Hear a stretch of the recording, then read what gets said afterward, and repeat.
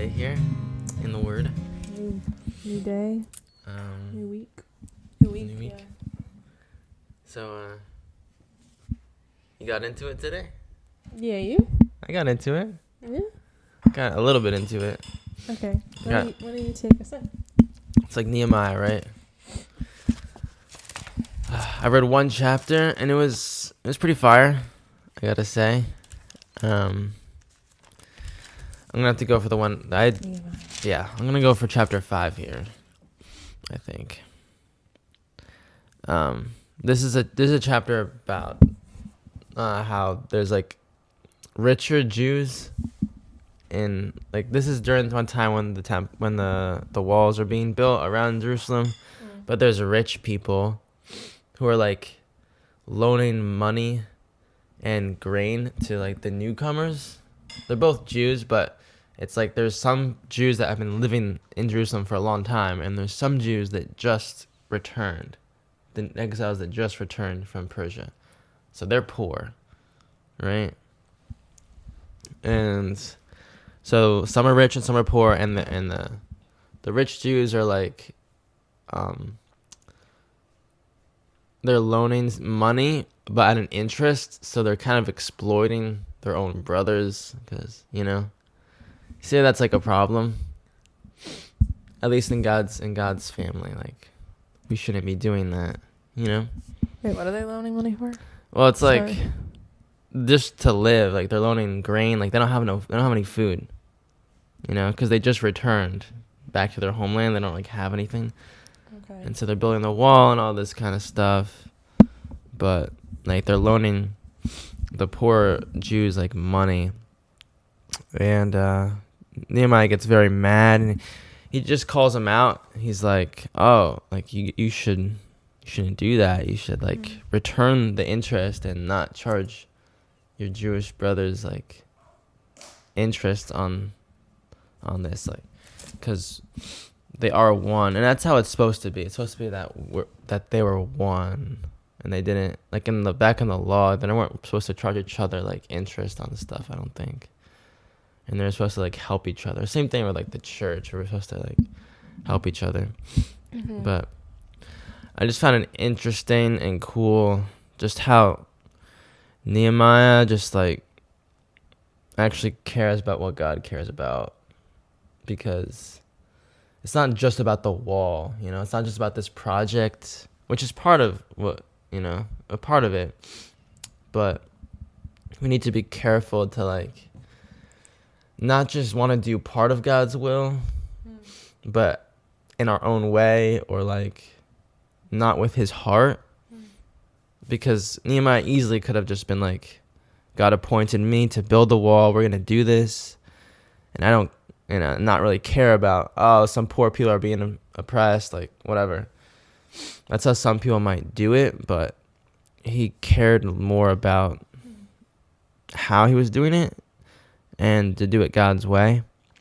And he even had to call out the nobles and officials, like the prominent people, which, could be risky, could risk his reputation, maybe like people being on his side, and he might justify himself and say like, well, we have to build this wall, so I'm not gonna like cause any like, I don't know, animosity between the officials and nobles. But it's just cool how he did it like God's way. I think that's what we should be doing. But I just like that idea of like, because we might have an idea of how we want to serve God, but do it in do part of it. Do the part that sounds really cool. Like building the wall sounds cool. And kind of like forget about the way that God wants us to do it. Like, I think about like street preachers who are like, yeah, we're going to get everyone saved, but then like, maybe for example, they're like super harsh, or like, stuff like that, where it's like, are you really reflecting God's character?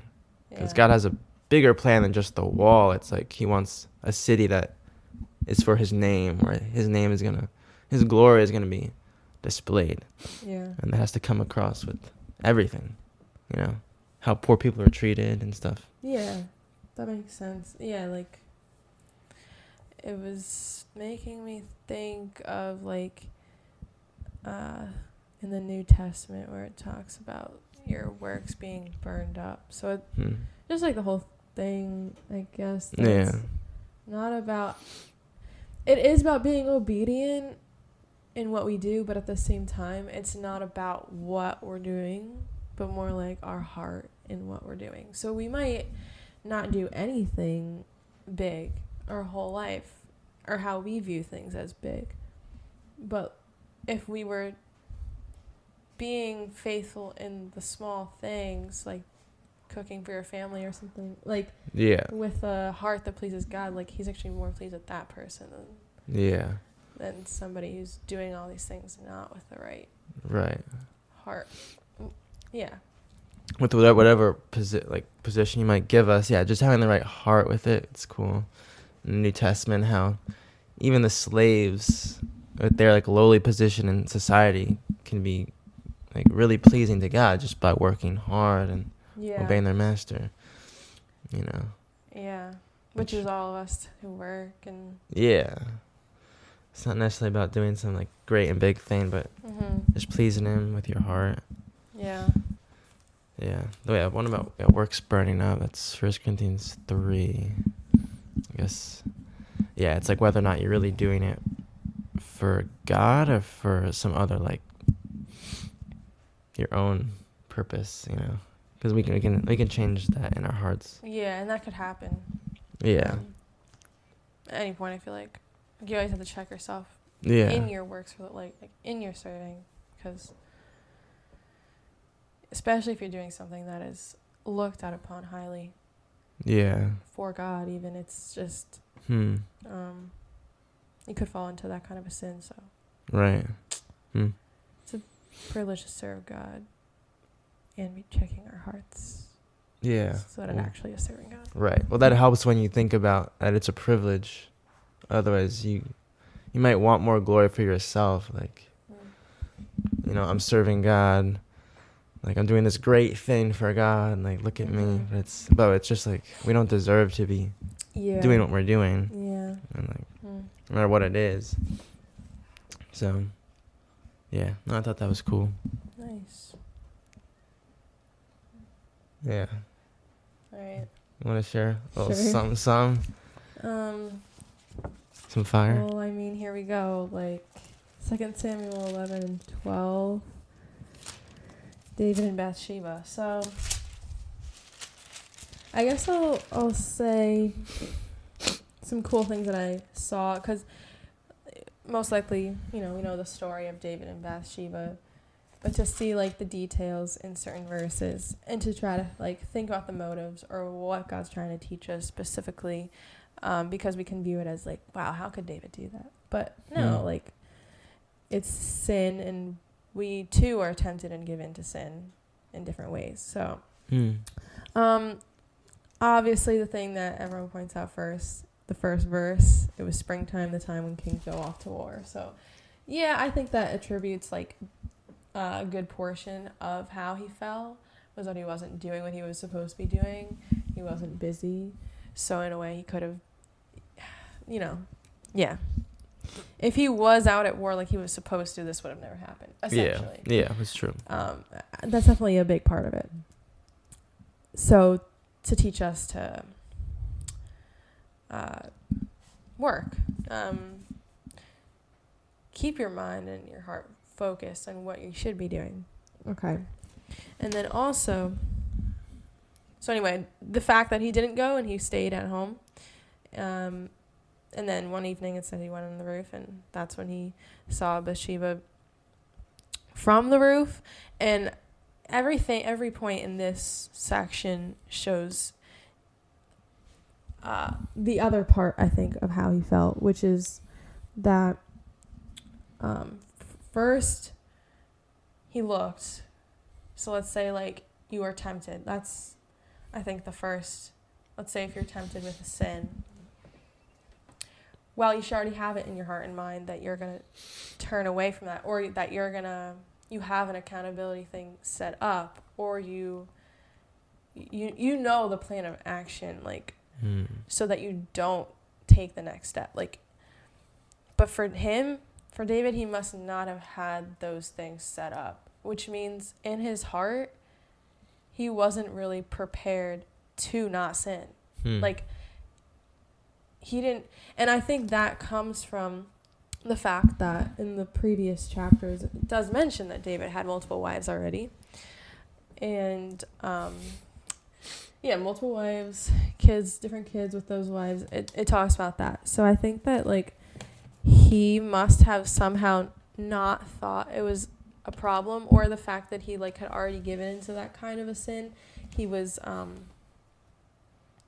Callous? Not callous. yeah, he didn't think it was bad.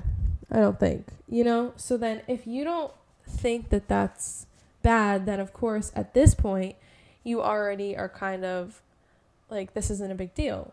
So then he takes the next steps. The next step is that he sent for someone to find out about her. Then when he found out that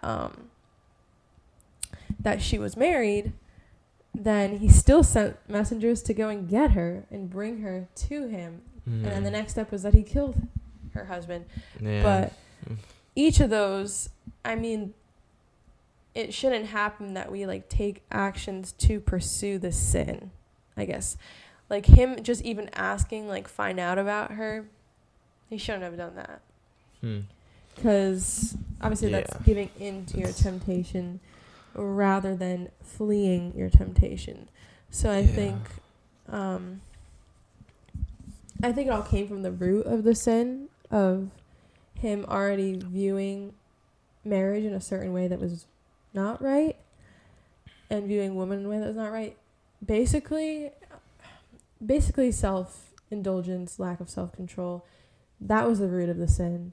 Then it bore this fruit when the opportunity arose. And that's where we have him now. And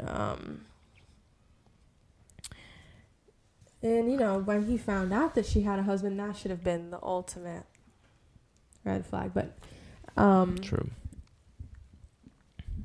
Instead, I think he, like, saw it as almost a good thing, like almost an opportunity, because, like, they said that her husband was away at the war. Oh yeah, literally one of his men, and That's he crazy. was like, "Oh, I guess I can get away with this." But yeah, so he saw the opportunity, he took it. So the lesson would be to, like, watch out for those roots of sin that could lead you into further sin.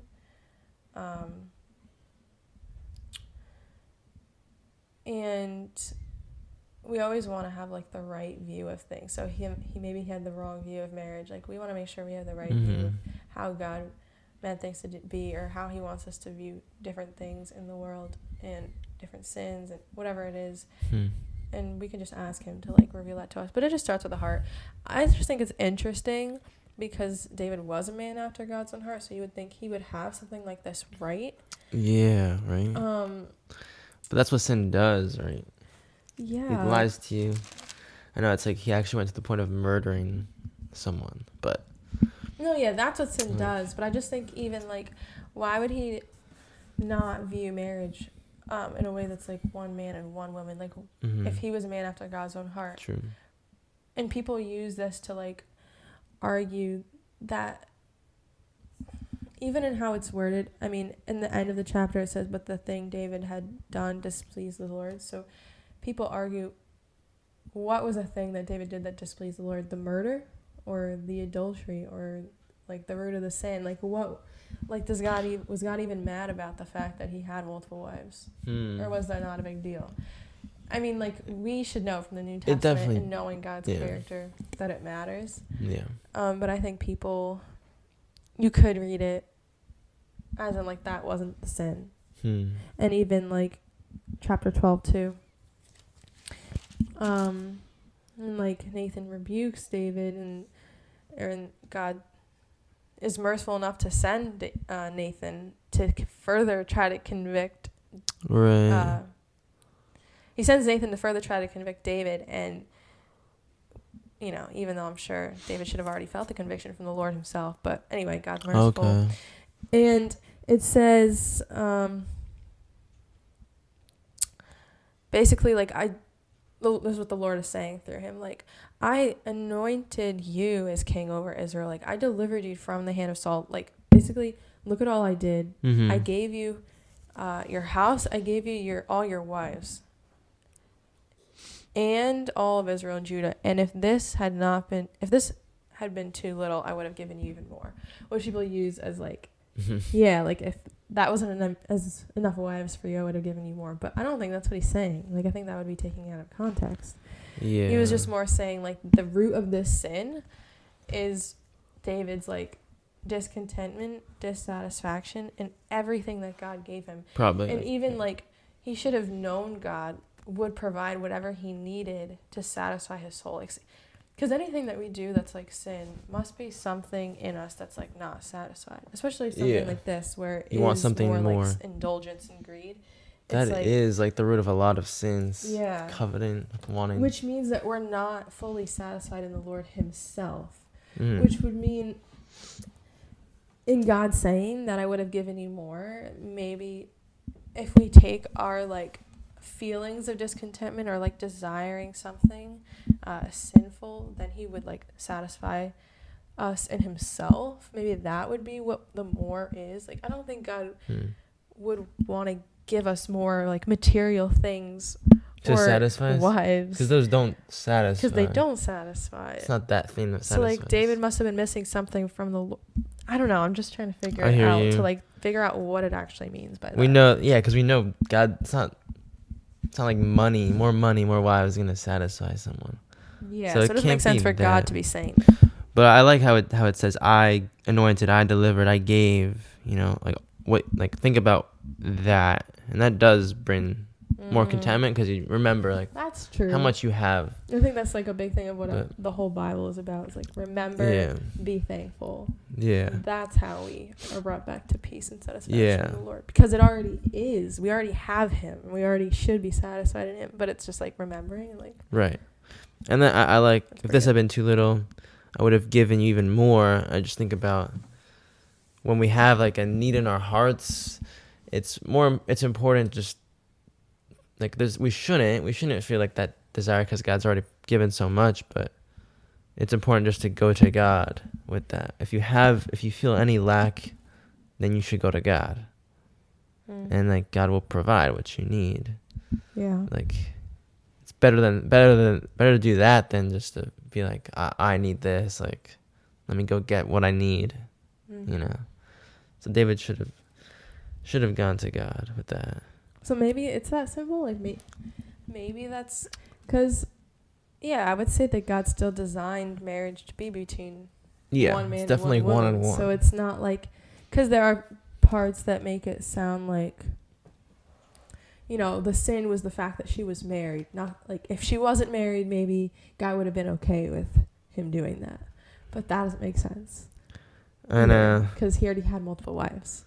But he wasn't rebuked for those wives, right? It's one of those. It's tough. It's tough. Because it does literally say, like, you took his wife. Like, that's what was evil.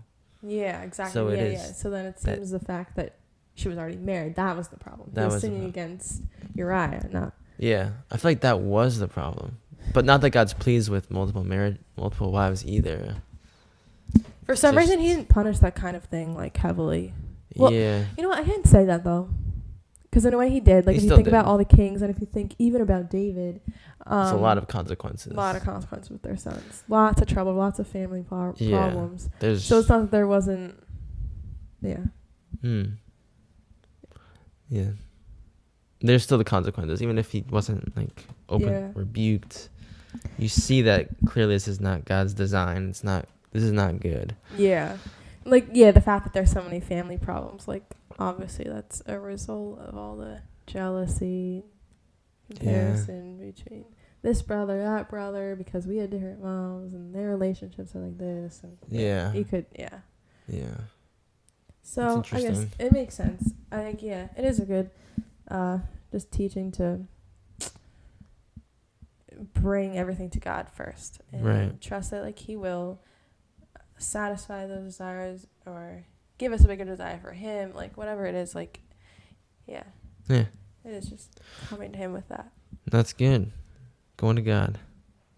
Yeah. Let's actually go to the Lord. Yeah. He'll provide what we need.